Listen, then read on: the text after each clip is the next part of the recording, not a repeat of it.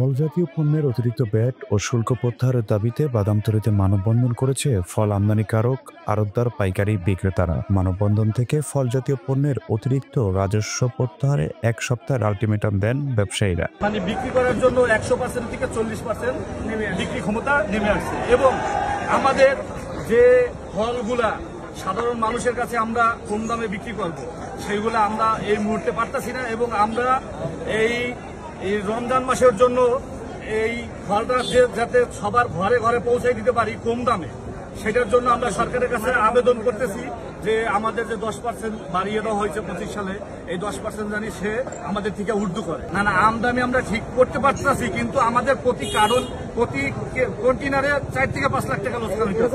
এরকম চলতে থাকলে তো আমাদের আমদানি বন্ধ হয়ে যায়। আর যদি আমদানি বন্ধ হয়ে যায় তখন তো যে মানুষ আছে, আল্লাহ পাক বলছে খাদ্য তালিকায়, আল্লাহ পাক না প্রতিটা ডাক্তারও বলে খাদ্য তালিকায় আপনি ফল রাখেন, কারণ আপনার যদি মেধা শূন্য হয়ে যায়, আপনাদের বাচ্চা পুষ্টিহীনতা হয়ে যায়, তবে ভবিষ্যৎ আপনাদের অন্ধকার, আপনার জাতীয় অন্ধকার। এই জন্য আমাদের ফল প্রয়োজন, নিত্য প্রয়োজনীয় ফল প্রতিদিন আমাদের রাখতে হবে। এই জন্য বিলাসী পণ্য খাতার থেকে কেটে আমাদের এই সাধারণ ক্রেতার হাতে পৌঁছে দেওয়ার জন্য প্রতিদিনের জন্য খাদ্য তালিকায় ফল রাখা প্রয়োজন। বৃহস্পতিবার সকালে রাজধানীর বাদামতলী ফলপট্টির সামনে এই মানববন্ধনের আয়োজন করেন Bangladesh fresh foods importer association. মানববন্ধনে সমিতির নেতা ছাড়াও কয়েকশো ব্যবসায়ী অংশগ্রহণ করেন। আমরা ডেলিভারি দিব, কারণ আমরা এত টাকা ডিউটি দিয়ে আমি মাছ বিক্রি করতে পারবো না, আমার পুঁজি আমি উঠাইতে পারবো না, আমি এর ব্যবসাটা কিভাবে চালাবো?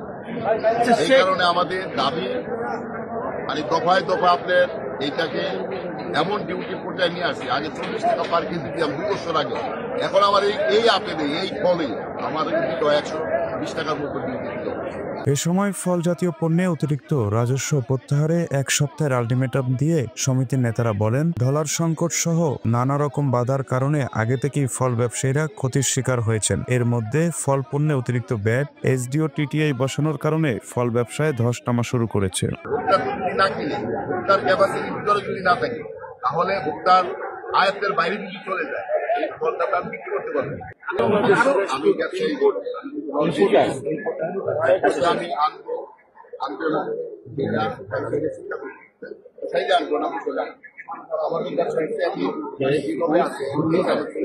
ব্যবসায়ীরা জানান, ফলের উপর বর্ধিত সম্পূরক শুল্ক প্রত্যাহার করে না নিলে প্রয়োজনে সারা দেশের ফল আমদানিকারক ও ব্যবসায়ীদের নিয়ে চট্টগ্রাম বন্দর সহ দেশের সব স্থলবন্দর থেকে আমদানি করা ফল এবং পণ্য খালাস করা বন্ধ করে দেওয়া হবে। জাহাঙ্গীর আলম পলক, ভোরের পাতা।